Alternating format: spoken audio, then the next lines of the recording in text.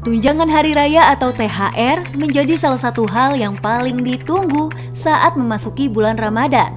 Terlebih lagi pada tahun ini, pemerintah mewajibkan perusahaan untuk membayar penuh THR.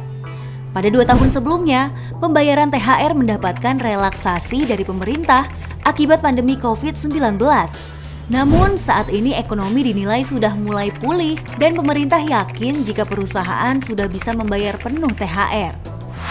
THR tahun ini tidak ada relaksasi, harus dibayar penuh karena pertumbuhan ekonomi mulai bergerak positif. Pernyataan ini juga sudah disampaikan Pak Menko Airlangga beberapa hari lalu, ujar Indah Anggoro Putri, Dirjen PHI dan Jamsos Kemnaker. Saat ini Kementerian Ketenagakerjaan masih menggodok teknis pemberian serta besaran THR yang harus diberikan perusahaan kepada pegawainya. Jika mengacu pada PP 36 tahun 2021, THR wajib dibayarkan 7 hari sebelum Hari Raya Keagamaan. Bagi para penerima THR, hal ini bisa membantu perekonomian di kala hujan kenaikan harga bahan pokok.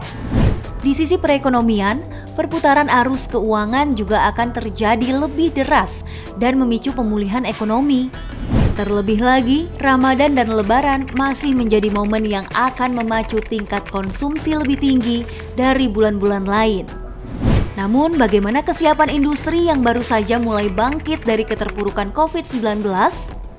Apalagi industri pariwisata yang paling terdampak selama 2 tahun berturut-turut.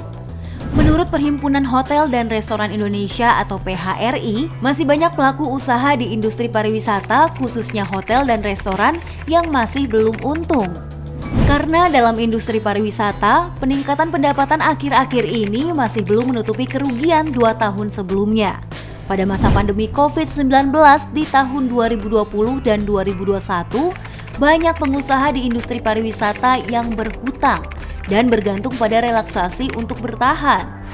Mereka bisa bertahan karena menerima relaksasi dari OJK sampai 2023. Manakala selesai, kondisinya belum tentu akan baik. Tagihan yang tertunda akan jatuh tempo semua. Sehat dari sisi traffic, tapi belum sehat dari sisi finansial, ujar Maulana Yusran, Sekjen PHRI. Karenanya, PHRI menganggap tidak adil jika kebijakan THR penuh dipukul rata untuk seluruh industri pariwisata. Walau keadaan pariwisata belum pulih, namun bayang-bayang sanksi jika tidak memberikan THR secara penuh masih menghantui. Menurut data BPS hingga Agustus 2021, ada sekitar 53.120.500 pekerja informal yang bisa mendapatkan THR. Dari jumlah tersebut ada sekitar 13 juta pekerja yang bekerja di sektor pariwisata. Mengenai sanksi, Kemenaker berpatokan pada Permenaker nomor 61 tahun 2021 tentang THR keagamaan bagi pekerja atau buruh di perusahaan. Perusahaan yang tidak memberikan THR akan dikenakan sanksi administratif berupa teguran tertulis, pembatasan kegiatan usaha, penghentian sementara sebagian atau seluruh alat produksi, hingga pembekuan kegiatan usaha.